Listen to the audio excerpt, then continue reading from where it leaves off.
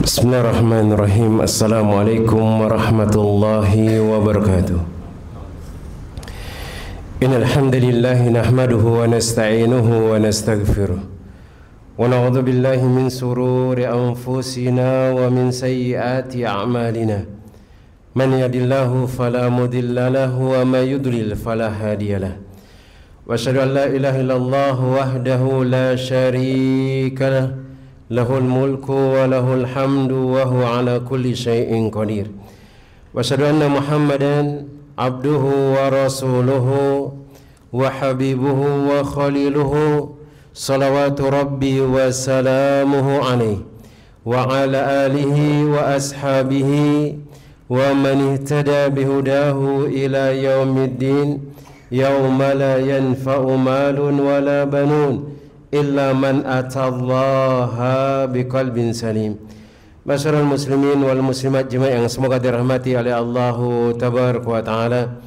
Kita terus senantiasa bertakwa kepada Allah Rabbul Alamin, menjalankan semua yang diperintahkan oleh Allah, kemudian menjauhkan diri kita dari semua yang diharamkan oleh Allah tabaraka wa taala dan Rasulnya. Kemudian mensyukuri semua nikmat yang diberikan oleh Allah tabaraka wa taala tanpa mengkufurinya. Kemudian terus mendekatkan diri kepada Allah tabaraka wa taala dengan ketaatan yang bisa kita lakukan dengan ketaatan yang diperintahkan oleh Allah jalla jalaluhu. Kemudian salawat beriring salam kita ucapkan kepada Nabi kita Muhammad bin Abdullah sallallahu alaihi wasallam. Allahumma salli wa sallim wa zid wa barik wa an'im ala sayyidina wa maulana Muhammad bin Abdullah sallallahu alaihi wasallam. Ya Allah, semoga salawat beriring salammu, tambahan berkah dan nikmatmu senantiasa tercurahkan kepada hamba kekasihmu ya Allah, kekasih kami ya Allah, junjungan kami ya Allah, Muhammad bin Abdullah sallallahu alaihi wasallam. Jemaah yang semoga dirahmati oleh Allah tabaraka wa taala. Nabi sallallahu alaihi wasallam pernah mengatakan dalam sebuah hadis yang sahih. Beliau mengatakan la tahqiranna minal ma'rufi syai'an. Janganlah kalian meremehkan suatu amalan walaupun amalan itu mungkin remeh di mata kita dan remeh di mata orang lain. Karena bisa jadi ternyata amalan yang remeh itu bisa mengangkat derajat kita di dunia. Bahkan akan bisa mengangkat derajat kita di akhirat. Mungkin bisa jadi hal yang remeh itu yang akan bisa menyelamatkan kita baik di dunia dan di akhirat. Maka tidak boleh seorang hamba meremehkan suatu amalan walaupun kecil. Maka lihat pernah disebutkan oleh Al-Imam Ibnu Mubarak, beliau mengatakan rubba amalin sagirin tu'azzimuhun niyah. Betapa banyak amalan-amalan yang kecil Allah buat dia jadi besar gara-gara niatnya. Wa kam min amalin kabirin tusaggiru niyah.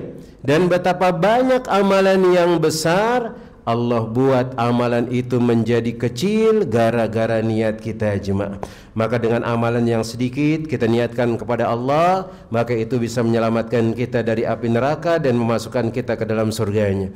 Maka pernah disebutkan oleh Aisyah radhiyallahu taala anha, beliau bercerita, suatu ketika ada seorang perempuan datang kepada aku, kata Aisyah radhiyallahu taala anha, dia membawa dua anak gadisnya. Mungkin ini pernah kita dengar. Seorang ibu-ibu yang miskinah, yang dia adalah orang miskin, yang datang kepada Nabi, sekali datang kepada Aisyah radhiyallahu taala anha, dia minta makanan kepada Aisyah radhiyallahu taala anha. Kemudian setelah dicari, Aisyah tidak memiliki makanan jemaah, yang ada cuma 3 butir kurma. Maka dibelilah 3 butir kurma itu oleh Aisyah radhiyallahu taala anha kepada perempuan tersebut. Fa'atat kulla wahidatin minhuma tamratan. Kemudian perempuan ini pun memberikan kepada kedua anaknya sama-sama satu kurma. Akhirnya dimakan oleh anaknya tersebut. Kemudian setelah dimakan dan mereka melihat ibunya memegang 1 biji kurma, maka mereka pun ingin meminta lagi kepada ibu tersebut. Akhirnya karena kasih sayang seorang ibu kepada anaknya, dia rela untuk tidak makan demi anaknya, dia rela untuk memberikan kebahagiaan kepada anaknya. Dia pun membelah kurma tersebut, kemudian diberikan kepada anaknya tersebut jemaah. Ketika melihat hal tersebut, Aisyah radhiyallahu taala anha merasa takjub dengan hal itu.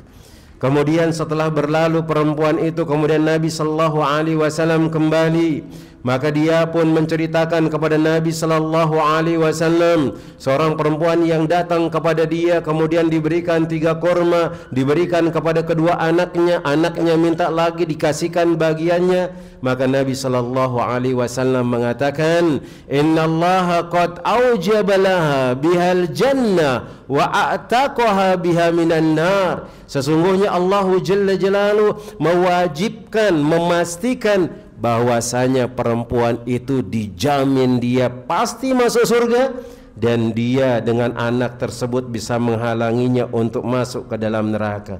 Apa yang bisa kita ambil faedah di sini, jemaah? Melakukan suatu amalan yang ringan. Mungkin di dalam kepala kita mengatakan ini adalah kewajiban seorang orang tua kepada anaknya, memberikan makan kepada anaknya. Walaupun mungkin itu adalah sedikit, dimanapun dia bisa memberikan nafkah kepada anaknya. Mungkin kita mengatakan ini adalah hal yang remeh. Atau mungkin ini adalah kewajiban seorang bapak kepada anaknya, kewajiban seorang ibu kepada anaknya. Tapi ternyata di balik perbuatan tersebut ada surga yang menanti kita, jemaah, ketika kita ikhlas melakukannya, jemaah. Maka suatu ketika Nabi sallallahu alaihi wasallam beliau pernah bercerita tentang seorang perempuan yang dia adalah pezina, yang memiliki dosa yang mungkin kalau dihitung tidak bisa dihitung dosanya, saking banyak dosanya. Ketika dia melakukan suatu perjalanan, kemudian dia merasa haus, jemaah. Dia pun turun ke dalam sumur. Kemudian dia ketika naik, dia minum di dalam sumur tersebut. Kemudian ketika naik setelah hilang dahaganya, dia mendapati ada seekor anjing yang kehausan, yang dia mengeluarkan lidahnya di tepi sumur tersebut. Maka perempuan ini pun mengatakan, ini anjing, dia merasa kehausan sebagaimana aku kehausan. Akhirnya dia pun dengan rasa tidak berat hati, dengan rasa khawatir, kasihan melihat anjing tersebut, dia turun ke dalam sumur, dia penuhi sepatunya dengan air, kemudian dia gigit, jemaah. Digigit dengan giginya, kemudian dia naik.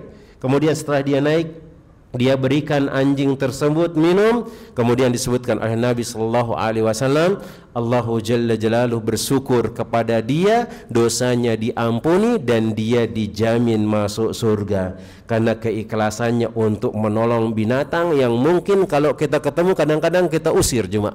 Kita merasa jijik dengan binatang tersebut, yang mana bahkan disebutkan oleh Nabi SAW, air liurnya ini sangat najis, yang mana harus dibersihkan sebanyak 7 kali bersucian, dan diantaranya dengan menggunakan tanah. Tapi ternyata sebab sesuatu yang remeh, Allahu Jalla Jalaluhu memasukkan dia ke dalam surga dan mengampuni dosanya. Maka di sini jemaah yang semoga dirahmati oleh Allah Tabaraka wa Taala, janganlah seorang mukmin dan mukminah merasa malu misalnya mengerjakan suatu kebaikan.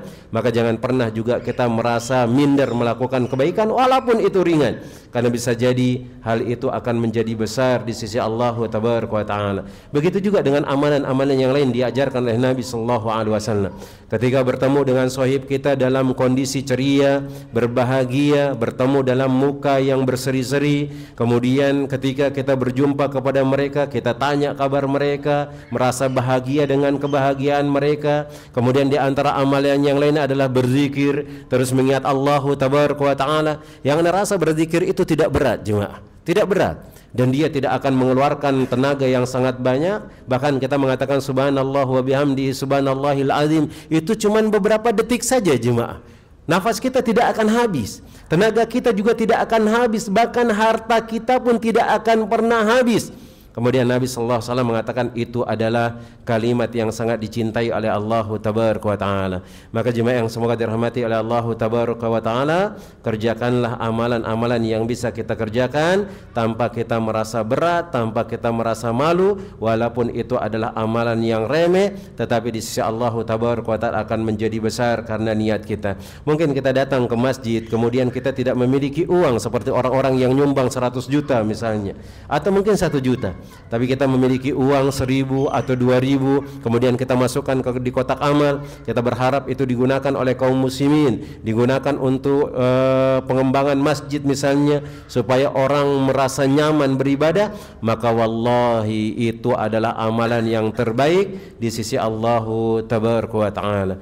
Cuma yang semoga dirahmati oleh Allah Tabaraka wa Ta'ala, kita lanjutkan pelajaran dan kajian kita, masih membahas kitab yang dituliskan oleh Syekh Fuad bin Abdul Aziz hafizahullahu ta'ala. Kitabnya adalah Kitabul Adab, atau kumpulan adab Islami atau etika seorang muslim yang hendaknya dia miliki dalam kehidupan sehari-hari. Dan sekarang kita sudah sampai di bab yang ke-19 dari bab ini. Tinggal beberapa bab lagi cuma. Tinggal 3 bab lagi kita akan selesai dari kitab ini. Nah, maka beliau mengatakan di sini bab yang ke-19 adalah adab-adab bersin dan menguap. Dan ini di antara adab yang mungkin kita rasa ringan sekali, yang bahkan mungkin di antara kita meremehkan hal tersebut. Maka kita katakan bisa jadi amalan yang ringan ini yang bisa memasukkan kita ke dalam surga Allah Tabaraka wa Ta'ala. Maka lihat Nabi sallallahu alaihi wasallam mengatakan, "Innallaha yuhibbul utasa wa yakrahu at-tasa'uba." Sesungguhnya Allah Tabaraka wa Ta'ala menyukai bersin dan membenci menguap. Fa idza atasa ahadukum wa hamidallah kana haqqan ala kulli muslimin sami'ahu ayyakulahu yarhamukallah. Maka Nabi sallallahu alaihi wasallam mengatakan, apabila ada di antara kalian yang dia bersin kemudian dia mengatakan alhamdulillah, maka kewajiban atau hak yang harus dilakukan oleh seorang muslim ketika mendengar hal tersebut adalah dia mengucapkan yarhamukallah. Wa amma at-tasa'ubu fa innama huwa minasyaiton. Adapun menguap itu berasal dari setan. Fa idza tasa'aba ahadukum falyaruddahu mastata'a. Maka apabila ada seorang di antara kalian yang dia menguap, maka hendaknya dia menahan semampunya apa yang dia lakukan dari menguap tersebut. Dia berusaha jangan sampai dia mengeluarkan suara ketika menguap, karena Nabi sallallahu alaihi wasallam mengatakan barang siapa yang menguap kemudian dia mengeluarkan suara maka syaitan itu pun akan tertawa dengan apa yang dia lakukan. Maka dalam hadis ini jemaah yang semoga dirahmati oleh Allah Tabaraka wa Ta'ala, ada beberapa adab yang diajarkan oleh Nabi sallallahu alaihi wasallam ketika ada orang-orang bersin. Maka disebutkan oleh Syekh Fuad bin Abdul Aziz, yang pertama di antara adab-adab orang bersin adalah mendoakan orang yang bersin tersebut. Maka ini adalah perintah ini adalah perkara yang diperintahkan dan disunnahkan. Termasuk kesempurnaan agama kita adalah mensyariatkan kepada kita, yaitu mendoakan orang yang mengucapkan bersin yang manakala dia memuji atas nikmat Allah Tabaraka wa Ta'ala. Maka bersin tersebut mereka memuji Allah. Dengan bersin tersebut mereka saling mendoakan rahmat, memohon kepada Allah hidayah dan keadaan yang baik. Ini di antara adab jemaah. Ketika ada orang bersin kemudian dia mengatakan alhamdulillah, maka kita disyariatkan oleh Allah Tabaraka wa Ta'ala untuk membacakan doa kepada dia.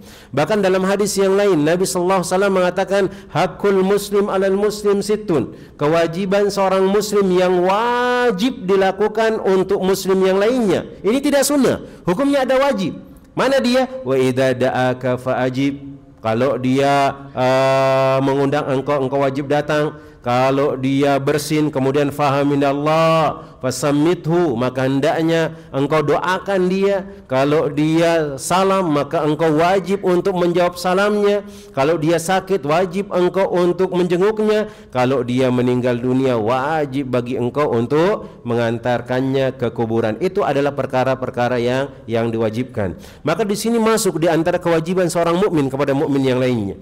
Ketika dia melihat ada saudaranya bersin, maka dia disyariatkan oleh Nabi sallallahu alaihi wasallam untuk mendoakan rahmat kepada Allah Tabaraka wa Ta'ala. Dan ini pula disebutkan oleh Al-Bara bin Azib radhiyallahu taala anhu. Maka ia mengatakan Nabi sallallahu alaihi wasallam memerintahkan kepada kami 7 perkara dan melarang kami 7 perkara. Maka beliau pun menyebutkan tentang menjenguk orang sakit, kemudian mengiringi jenazah. Beliau menyebutkan pula mendoakan orang bersin, menjawab salam, menolong orang yang dizalimi, memenuhi undangan, dan memperhatikan keinginan orang yang bersumpah. maka mendoakan orang yang bersin adalah fardu kifayah. Hukumnya fardu kifayah. Dan fardu kifayah yang kita ketahui adalah ketika ada orang bersin kemudian ada yang mendoakannya orang lain, maka sudah gugur kewajiban kita. Tapi kalau ada orang bersin kemudian gak ada yang jawab, maka kita berdosa dengan syarat kalau dia mengucapkan alhamdulillah. Kalau dia bersin kemudian tidak mengucapkan alhamdulillah, tidak ada kewajiban kita untuk mendoakan dia, jemaah. Maka di sini beliau mengatakan apabila sebagian orang hadir mengucapkannya, maka gugurlah perintah mendoakan bagi yang lainnya, dan tidak sepatutnya perkara ini ditinggalkan berdasarkan hadis Nabi sallallahu alaihi wasallam, hadis yang telah disebutkan, apabila salah seorang di antara kalian bersin kemudian dia fahamidallah, dia bertahmid kepada Allah, dia bersyukur kepada Allah, maka wajib bagi seorang muslim yang mendengarnya untuk mengatakan yarhamukallah. Ini ternyata banyak syariat yang kita nggak paham, jemaah. Ternyata mendoakan orang bersin itu wajib hukumnya. Sekarang pertanyaannya, sudah betapa banyak orang yang bersin yang dia mengucapkan alhamdulillah, kita nggak doakan, jemaah. Kita nggak doakan. Berarti selama ini dosa kita banyak dong. Iya, kita banyak dosa, jemaah. Maka jangan pernah kita meremehkan suatu amalan dan terus beristighfar kepada Allah Tabaraka wa Ta'ala supaya Allah memberikan keberkahan dan Allah memberikan kebahagiaan kepada kita. Ini yang pertama. Ketika ada orang bersin, maka dia didoakan. Kemudian yang kedua, mendoakan orang yang bersin hanya dilakukan ketika mendengar tahmid dari orang bersin tersebut. Kalau dia mengatakan alhamdulillah, baru didoakan dia. Hal ini berdasarkan dari hadis yang diriwayatkan dari Anas bin Malik radhiyallahu taala anhu, jemaah yang semoga dirahmati oleh Allah Tabaraka wa Taala. Maka beliau mengatakan, dua orang bersin di sisi Nabi sallallahu alaihi wasallam, maka beliau mendoakan salah satu dari keduanya dan tidak mendoakan yang lainnya. Maka orang itu pun berkata, wahai Rasulullah sallallahu alaihi wasallam, engkau mendoakan orang ini sedangkan engkau tidak mendoakan aku. Kenapa ya Rasulullah? Maka beliau bersabda, sesungguhnya orang ini memuji Allah dan engkau tidak memuji Allah. Karena orang yang dia memuji Allah, layaklah dia untuk didoakan keberkahan. Kemudian diriwayatkan dari Abu Musa al-Asy'ari radhiyallahu taala anhu, maka ia mengatakan, aku mendengar Nabi sallallahu alaihi wasallam bersabda, idza atasa ahadukum fahamidallah fasammituhu. Jikalau kalian mendengar ada orang yang bersin kemudian bertahmid kepada Allah, maka hendaknya kalian mendoakan mereka. Fa in lam yahmadillaha fala tusammituhu. Kalau engkau mendengar ada orang yang bersin kemudian dia tidak membaca alhamdulillah, jangan kalian ucapkan doa untuk mereka. Kemudian jemaah yang semoga dirahmati oleh Allah Tabaraka wa Ta'ala, sekarang ada beberapa permasalahan. Apakah harus mendengar tahmid orang lain yang bersin untuk mendoakannya, atau cukup dengan mengetahuinya dari orang yang sekitarnya yang mendoakannya? Maka jawabannya yang jelas, hendaknya seorang mendoakannya apabila dia benar-benar memuji Allah, dan yang dituju bukan mendengar tahmid dari orang yang mengucapkannya, namun yang dituju adalah tahmid itu sendiri. Maka di saat adanya tahmid, maka doa mesti diucapkan. Sebagaimana seandainya orang yang mendoakan itu seorang yang tuli dan ia melihat gerakan mulut orang yang bersin mengucapkan tahmid, dan Nabi SAW mengatakan apabila dia bertahmid maka hendaknya kalian mendoakannya. Ini adalah pendapat yang benar, demikian yang disebutkan oleh Al-Imam Ibnul Qayyim rahimahullahu ta'ala. Maka di sini yang jadi patokannya adalah memujinya, walaupun mungkin yang melihat adalah orang yang tuli, dia enggak dengar dia mengucapkan alhamdulillah, tapi ada gerakan mulutnya mengatakan alhamdulillah, maka wajib baginya untuk mendoakan orang tersebut. Kemudian apakah disunahkan mengingatkan orang yang lupa memuji Allah ketika dia bersin sehingga dia mendoakannya? Maka sebagian para ulama mengatakan seperti An-Nakhai, kemudian Al-Imam An-Nawawi Asy-Syafi'i rahimahullahu taala, beliau berpendapat agar mengingatkannya, karena hal ini termasuk dari bab tolong menolong atas perbuatan baik dan bertakwa, dan bab nasihat dan amar ma'ruf nahi mungkar. Nah, maka ini disyariatkan. Kalau ada teman kita bersin kemudian dia enggak mengucapkan alhamdulillah, maka senggol dia mengatakan alhamdulillah, supaya dia mengatakan alhamdulillah. Ketika dia sudah mengatakan alhamdulillah, kita jawab seperti yarhamukallah. Kemudian nanti akan disyariatkan orang yang kita doakan, dia membalas mengatakan yahdikumullah wa yuslih balakum. Semoga Allah memberikan engkau hidayah dan memperbaiki semua urusanmu. Dan ini di agama Islam ini jemaah, saling mendoakan ini adalah suatu keberkahan jemaah. Dan ini indahnya agama Islam. Tidaklah keluar dari ucapan orang-orang muslim kecuali kebaikan. Saling mendoakan kebaikan, saling memberikan nasihat yang terbaik, dan seterusnya. Kemudian jemaah yang semoga dirahmati oleh Allah Tabaraka wa Ta'ala dan sebagainya, seperti Ibnul Arabi, kemudian Ibnul Qayyim berpendapat tidak perlu mengingatkannya. Ibnul Qayyim Al-Jauzi berkata, zahir hadis menguatkan pendapat Ibnul Arabi ini merupakan pelajaran bagi orang tersebut dan penghalang dari keberkahan doa bagi orang yang menghalangi dirinya mendapatkan keberkahan tahmid dan melupakan Allah, maka Allah malingkan hati kaum mukmin dan lisan mereka dari mendoakannya. Kalau saja mengingatkan agar tahmid itu termasuk sunnah, tentu Nabi Shallallahu Alaihi Wasallam akan melaksanakan dan mengerjakannya dan menolongnya untuk hal tersebut. Maka di sini beliau membawa di sini pendapat Imam Ibnul Qayyim. Beliau mengatakan bahwasanya itu tidak ada syariatnya. Maka yang cukup yang didoakan adalah orang yang dia bersin kemudian mengatakan alhamdulillah. Kemudian yang ketiga jemaah yang semoga dirahmati oleh Allah Rabbul Alamin, disunnahkan bagi orang yang bersin mengucapkan alhamdulillah atau alhamdulillahi ala kulli halin. Maka boleh dia mengatakan alhamdulillah, alhamdulillah ala kulli halin juga boleh. Sebagaimana hadis yang berdasarkan dari riwayat Abu Hurairah bahwasanya Nabi sallallahu alaihi wasallam mengatakan, apabila di antara kalian bersin maka hendaknya dia mengucapkan alhamdulillah. Dalam riwayat Abu Daud lafadznya, maka hendaknya ia mengucapkan alhamdulillah ala kulli hal. Segala puji bagi Allah atas semua keadaan.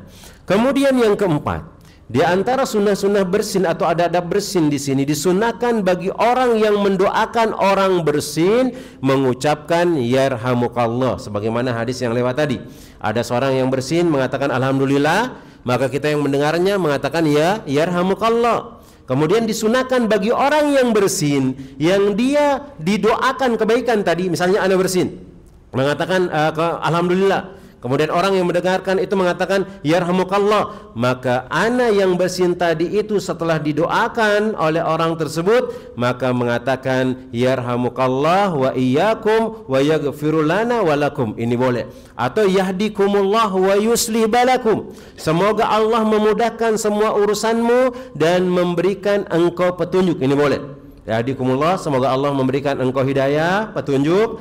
Kemudian wa yuslih balakum, dan memudahkan semua urusanmu. Atau doa yang tadi kita sebutkan. Mana doanya? Yarhamunallah wa iyyakum wa yaghfiru lana wa lakum. Semoga Allah atau mudah-mudahan Allah merahmati kami dan merahmati kalian dan mengampuni juga kami dan mengampuni kalian. Kemudian setelah orang lain mendoakannya, dalam hadis dari Abu Hurairah yang telah disebutkan sebelumnya bahwasanya Nabi SAW mengatakan, apabila ada seorang dari kalian yang dia bersin kemudian mengatakan alhamdulillah, maka saudara atau temannya mengucapkan yarhamukallah untuknya, dan apabila saudaranya mengucapkan yarhamukallah maka dia mengatakan yahdikumullah wa yuslih balakum, atau yang tadi yarhamunallah wa iyyakum wa yaghfiru lana wa lakum. Ini adalah doa yang diajarkan oleh Nabi Sallallahu Alaihi Wasallam dan hendaknya kita pelajari dan kita amalkan dan kita ajarkan kepada anak-anak kita.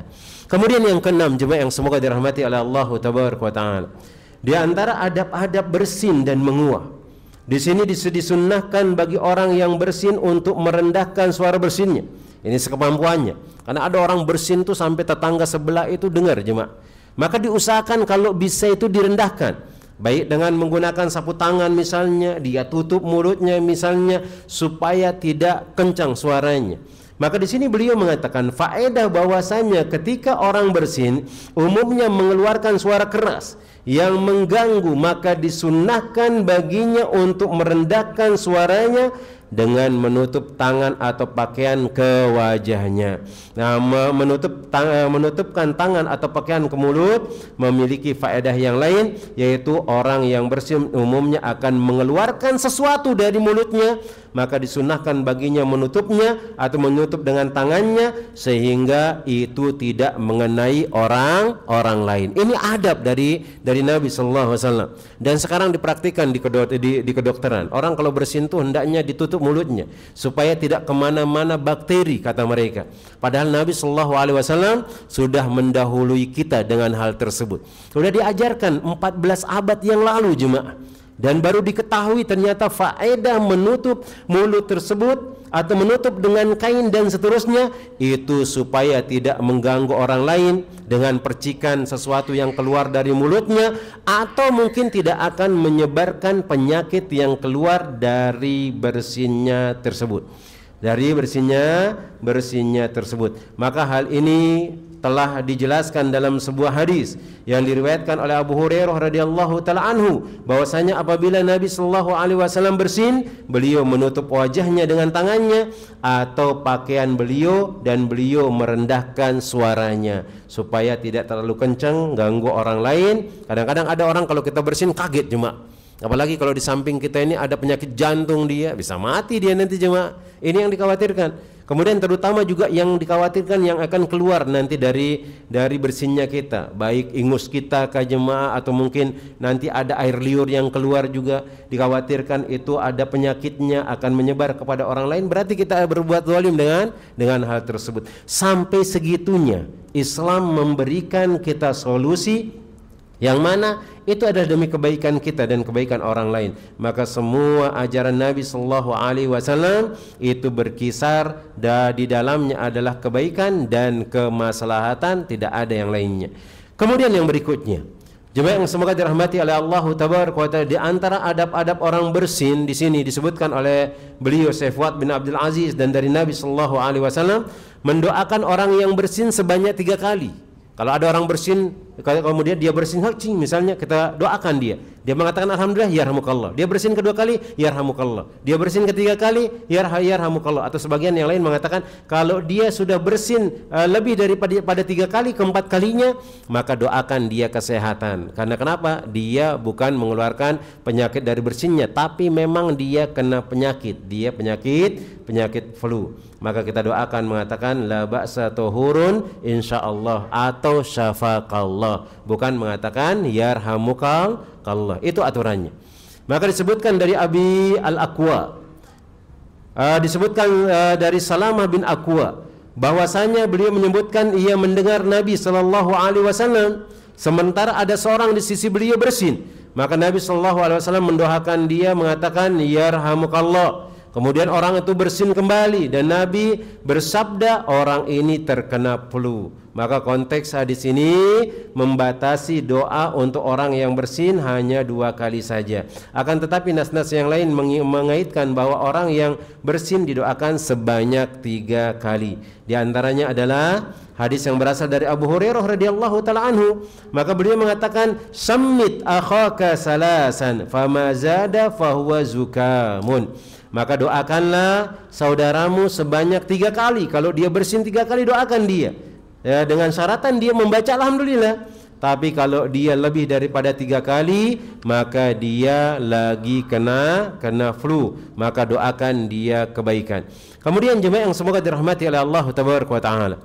Maka di sini disebutkan oleh beliau Syekh Fuad bin Abdul Aziz, Imam An-Nawawi Asy-Syafi'i rahimahullahu taala berkata, para ulama berselisih tentang hal ini. Ibnul Arabi Al-Maliki berkata, ada yang berpendapat dikatakan kepada seorang yang bersin untuk kedua kalinya, karena terkena flu, dan ada yang berpendapat dikatakan kepadanya bersin yang ketiga kali, dan ada pula yang berpendapat untuk bersin yang keempat kali, dan yang paling sahih adalah dikatakan kepadanya untuk bersin yang ketiga kali. Ibnu Al-Arabi berkata, maksudnya bukan lagi orang yang doakan setelah bersin kali ini, karena bersinmu kali ini adalah flu dan penyakit, bukan bersin biasa. Ini yang disebutkan oleh para ulama tentang hal tersebut. Maka intinya ketika ada orang yang dia bersin, maka wajib bagi kita untuk mendoakannya kalau dia mengatakan alhamdulillah.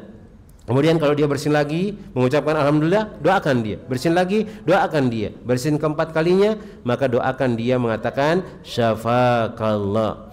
Kemudian bagaimana sekarang? Pertanyaannya, ada orang yang duduk di samping kita, ternyata dia adalah orang kafir, orang yang bukan orang Islam. Kemudian ternyata karena sering bertemannya dengan orang-orang Islam, dia mengucapkan alhamdulillah ketika dia bersin, alhamdulillah ketika dia bersin, atau mungkin sebaliknya, karena kita mungkin yang bersin mengatakan alhamdulillah dan dia mengatakan yarhamukallah, dia mendoakan kita padahal dia bukan orang Islam. Apa yang harus kita lakukan? Apakah boleh kita menjawab mengatakan yahdikumullah wa yuslih balakum? Ternyata ini pernah terjadi di sisi Nabi sallallahu alaihi wasallam. Pernah kejadian.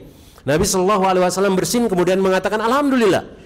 Kemudian orang kafir ini pun mengatakan yarhamukallah, menyebutkan yarhamukallah karena saking dekatnya dengan orang Islam, adabnya orang Islam baik-baik, kemudian adabnya bagus. Dan sering kita dapati di televisi jemaah, orang-orang di luar Islam itu ngikutin orang Islam, ketika dia terjatuh atau kesandung mana dia istighfar jemaah, istighfar. Dia mengatakan astagfirullah. Ketika dia ingat ternyata dia bukan orang Islam, akhirnya dia mengatakan yang lainnya.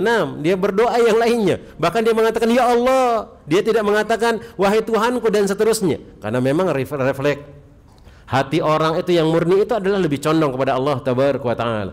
Ini dia. Bagaimana kita mendoakan mereka?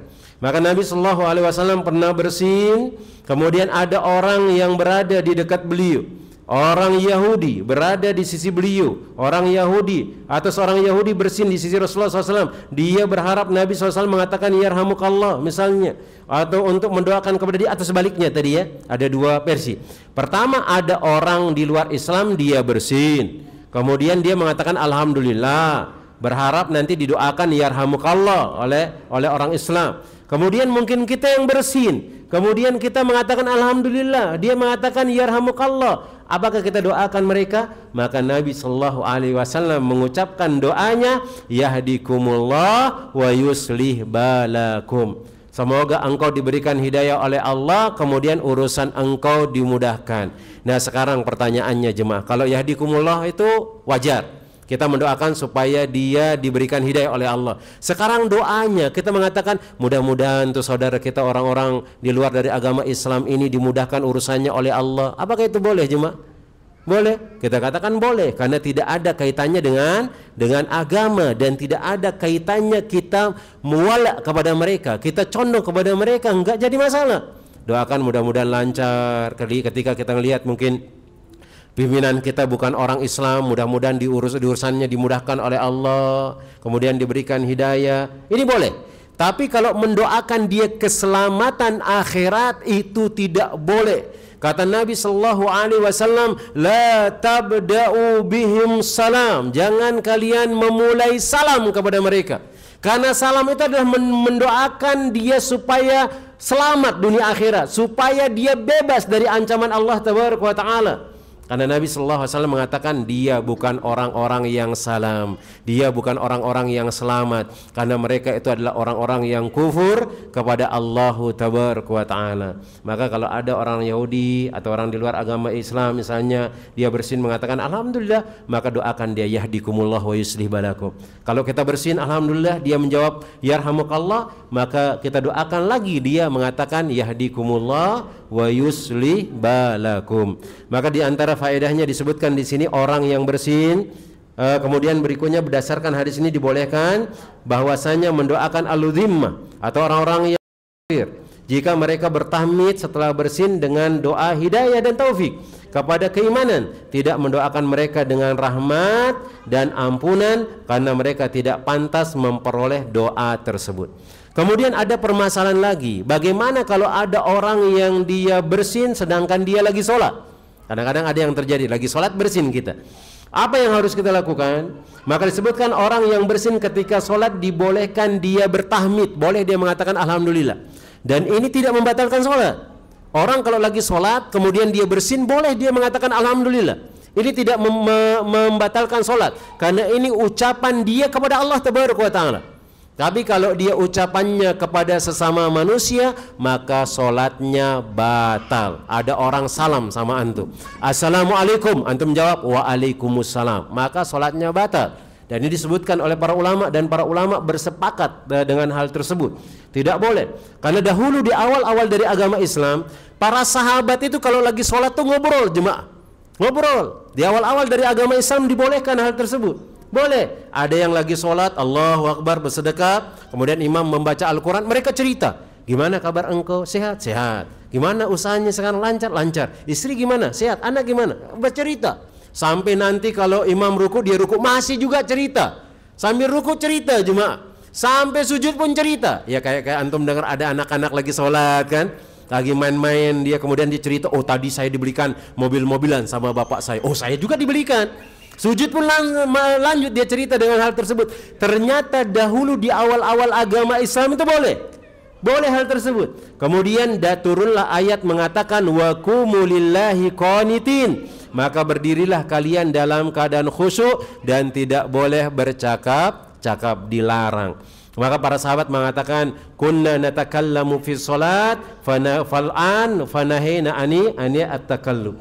Beliau mengatakan dahulu kita berbicara dalam sholat, kalau sekarang turun ayat dan kita diharamkan untuk bercakap-cakap. Maka ketika kita bersin lagi sholat, boleh kita mengatakan alhamdulillah. Tapi orang yang mendengarkannya nggak boleh mengatakan yarhamukallah, karena itu adalah sambungan jawaban ucapan ke orang lain.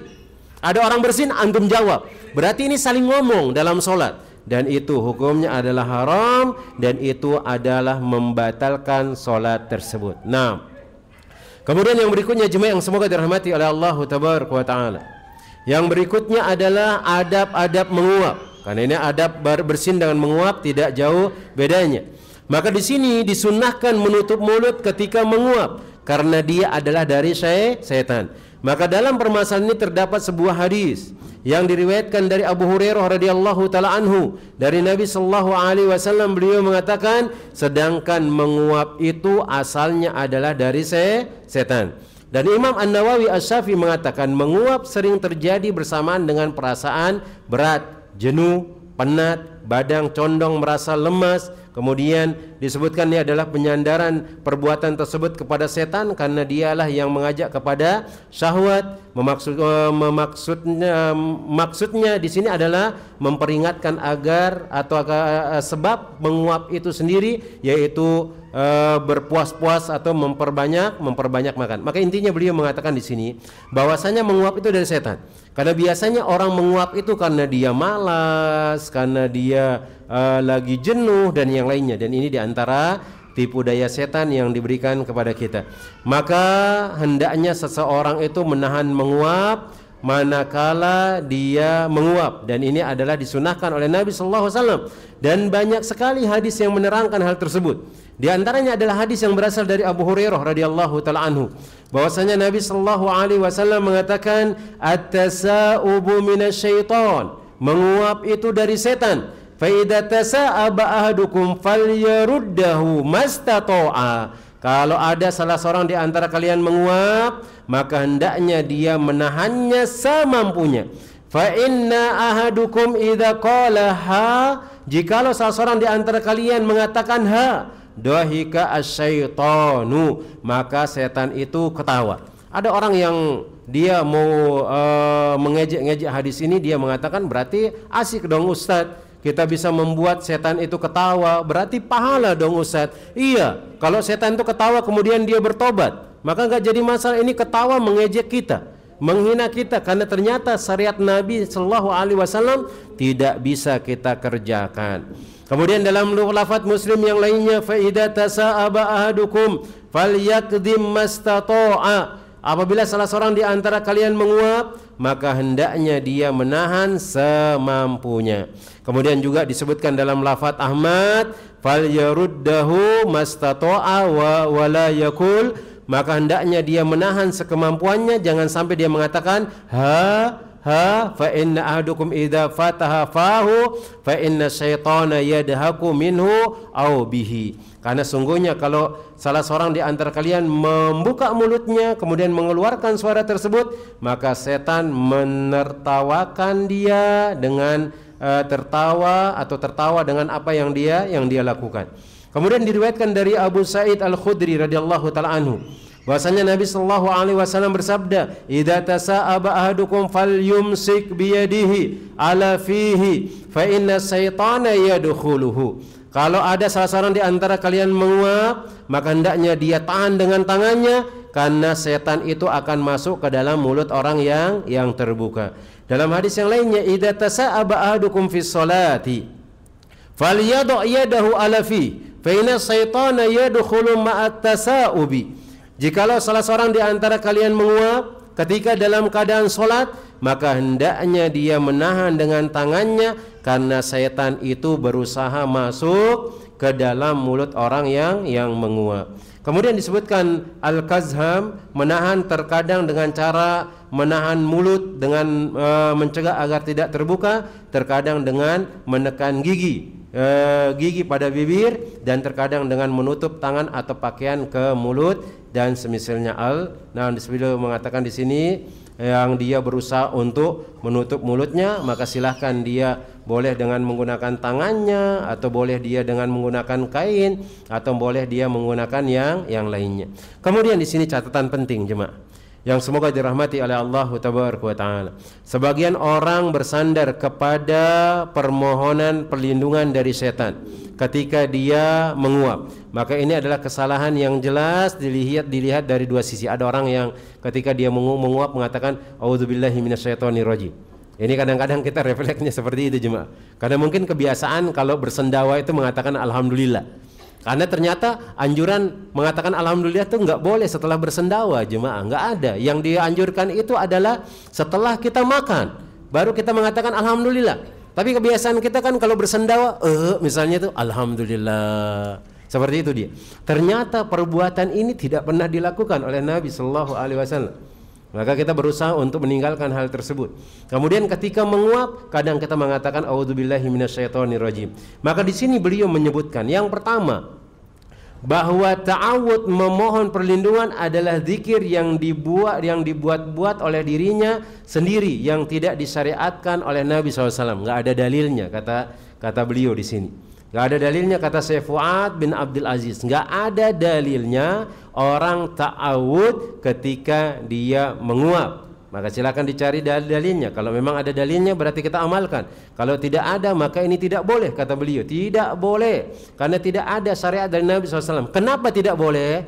Yang pertama karena itu adalah ibadah. Dan ibadah itu enggak boleh ditentukan dalam suatu keadaan kalau tidak ada tuntunannya. Begitu kata beliau.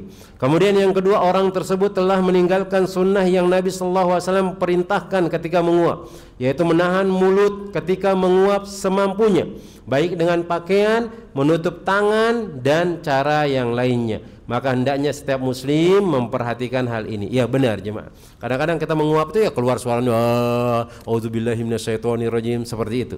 Maka ternyata hal ini tidak ada diajarkan oleh Nabi sallallahu alaihi wasallam. Maka ini diantara adab-adab, yaitu bersin dan menguap. Maka yang harus dilakukan ketika ada saudaranya bersin, yang pertama adalah mendoakannya. Kemudian mendoakan ini bagi orang yang bertahmid, mengatakan alhamdulillah. Kemudian kalau kita mendengar mereka mengatakan alhamdulillah, kita ucapkan yarhamukallah. Kemudian orang yang bersin mengatakan yahdikumullah wa yusli balakum. Kemudian orang yang bersin itu berusaha untuk merendahkan suaranya dengan menutup dengan tangannya atau yang lainnya. Nah, di sini ada faedah yang kita sebutkan tadi, supaya sesuatu yang keluar dari mulut kita ini tidak mengenai orang lain, atau mungkin nanti kalau ada penyakit tidak juga mengganggu atau menjangkiti saudara kita yang lain. Dan ini diantara penjagaan yang diajarkan oleh Nabi SAW. Walaupun kita tidak tahu faedahnya, ternyata ada faedah yang tersembunyi dan sekarang orang mengetahui hal tersebut. Kemudian mendoakan orang bersin sebanyak 3 kali saja. Adapun setelahnya maka doakan dia supaya dia sehat, mengatakan syafakallah karena dia lagi sakit. Kemudian yang berikutnya orang kafir yang dia bersin kemudian mengatakan alhamdulillah, jangan didoakan yarhamukallah, jangan didoakan yarhamukallah. Apa yarhamukallah itu? Semoga Allah memberikan engkau rahmat. Dan kita nggak boleh doakan rahmat ke orang kafir, nggak boleh mendoakan dia selamat. Maka yang kita doakan adalah yahdikumullah wa yusli balakum. Begitu juga ketika kita bersin kemudian dia mengatakan yarhamukallah, doakan dia yahdikumullah wa yusli balakum. Kemudian di antara adab menguap, maka ini juga berusaha dia untuk tutup supaya dia tidak diketahui oleh setan, dan ini di antara yang diamalkan oleh Nabi Sallallahu Alaihi Wasallam. Allah Taala alam shawab. Ini yang dapat Anda sampaikan. Sisanya kalau memang ada pertanyaan kita buka untuk pertanyaan. Tafadhol. Soalnya nanti kita akan lanjutkan ke adab-adab bergaul sesama saudara muslim. Kemudian bab yang berikutnya, kemudian bab yang berikutnya. Insya Allah tinggal 3 bab lagi. Mudah-mudahan bisa selesai 4, 5 atau 6 kali pertemuan insya Allah. Nah, mungkin nanti tinggal didiskusikan saja kitab apa yang mau dibahas setelah ini. Nah, tafadhol, mungkin ada pertanyaan? Nah. Nah,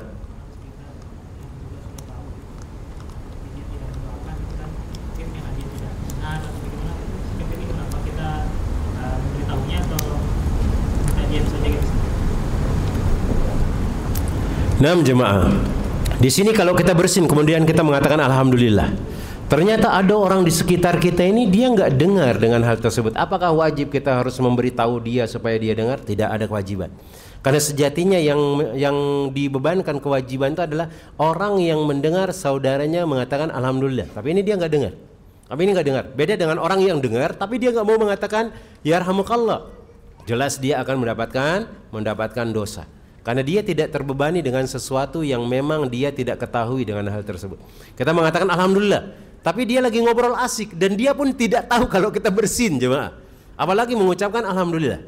Maka nggak perlu kita tepuk dia, tadi Anda bersin, saya sudah mengatakan alhamdulillah, doa sekarang engkau. Ya tidak. Nah, nanti dia juga, ya saya nggak tahu kayak gimana saya mendoakan engkau. Oh, saya kasih tahu engkau ini, seperti itu. Maka nanti akan jadi masalah. Maka tidak ada kewajiban bagi dia karena dia tidak mendengar kita. Nah, dia tidak mendengar kita. Beda dengan orang yang mendengar, kemudian dia tidak mendoakan kita, padahal dia tahu kita mengatakan alhamdulillah. Maka diperhatikan ini jemaah. Kalau kita rame-rame misalnya ada orang bersin, mengatakan alhamdulillah, satu saja yang jawab, maka itu cukup. Kalau semua orang yang jawab, itu lebih utama. Karena semakin banyak orang itu mendoakan saudaranya, maka semakin berkah. Allah Ta'ala alam shawab. Ada yang lain? Fadhal. Yang berkaitan dengan bersin, dengan menguap, atau mungkin ada yang lain ditanyakan? Ibu-ibu, fadhal.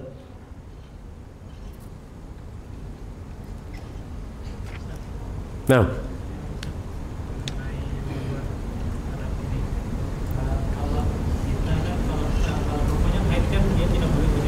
Nah. Tapi kan dibolehkan kalau Al-Qur'annya itu bukan Al-Qur'an yang murni, Ustaz. Tapi Al-Qur'an terjemahan dari HP. Nah, apakah sebaiknya juga perlu berwudu, Ustaz? Nah, jemaah, di sini apakah sebaiknya dia perlu berwudu dengan hal tersebut? Ada sebagian orang membolehkan hal tersebut. Kalau dia mau baca Al-Qur'an walaupun dia haid, karena kan kalau memegang Al-Qur'an kan para ulama berbeda pendapat. Tapi yang kita kuatkan selama dia tidak menyentuh langsung ke mushaf tersebut, maka tidak jadi masalah, karena perbedaan pendapatnya adalah menyentuh langsung. Bagaimana kalau dia menggunakan lapis? Maka sebagian ulama membolehkan hal tersebut. Atau bahkan yang sebagian ulama juga mutlak membolehkan semuanya. Walaupun dia mau bersuci, nggak bersuci, tidak jadi masalah memegang Al-Quran. Ya, sebagaimana yang sudah kita sebutkan dengan hal tersebut dalam fikih, permasalahan fikih. Kemudian ada juga udah lewat kayaknya nih di kitab ini juga udah lewat perbedaan para ulama dengan hal tersebut.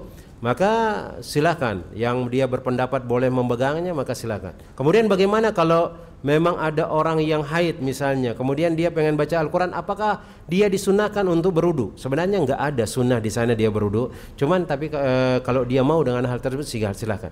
Mungkin dia untuk membersihkan dirinya, tapi ingat, dengan dia berwudu bukan berarti dia sudah suci dari haidnya tersebut, enggak. Tapi dibolehkan, silakan, dibolehkan sama seperti orang yang junub. Orang yang junub saja dia kalau mau makan atau kalau mau minum maka dia disunahkan kalau enggak sempat mandi dia berwudu dulu. Bahkan kalau tidur dia diperintahkan atau disunahkan untuk berwudu baru dia tidur. Tapi wudu itu tidak menghilangkan hadas besarnya. Nah, tapi meringankan. Wallahu taala alam bisawab. Ada yang lain? Fadhal. Kalau enggak ada kita cukupkan. 6 jemaah yang semoga dirahmati oleh Allah tabaraka wa taala. Semoga Allah tabaraka wa taala senantiasa memberikan keberkahan kepada kita jemaah, memudahkan semua urusan kita, menjaga kita dalam keadaan terus beribadah kepada Allah tabaraka wa taala, memudahkan kita untuk menjaga keluarga kita, kemudian seorang suami bisa menjaga keluarganya, seorang istri terus taat kepada suaminya. Kemudian ingat bahwasanya banyak amalan-amalan yang ringan yang bisa kita kerjakan, maka kerjakan amalan tersebut dan jangan pernah meremehkannya. Kemudian kita doakan saudara-saudara kita kaum muslimin dimanapun mereka berada jemaah. Kemudian doakan pemimpin kita, semoga Allah tabaraka wa taala memberikan mereka petunjuk, kemudian senantiasa berada dalam ketaatan kepada Allah sehingga kaum muslimin dan negara kita menjadi negara yang aman, yang damai, kemudian diberkahi oleh Allah tabaraka wa taala. Terus berdoa jemaah, apalagi di waktu-waktu ini banyak kejadian-kejadian yang terjadi, dan mudah-mudahan itu tidak menimpa kemudian akan merusak agama kita jemaah. Terus berdoa kepada Allah tabaraka wa taala keselamatan, doakan saudara-saudara kita dan doakan pemerintahan kita supaya mereka diberikan kemudahan oleh Allah tabaraka wa taala untuk senantiasa melindungi masyarakatnya, melindungi rakyatnya, kemudian memberikan keberkahan kepada negara kita oleh Allahu Jalla Jalaluh. Mungkin ini yang dapat Anda sampaikan. Kita cukupkan dengan doa kafaratul majlis. Subhanakallahumma wa bihamdika asyhadu an la ilaha illa anta astaghfiruka wa atubu ilaik. Assalamualaikum warahmatullahi wabarakatuh.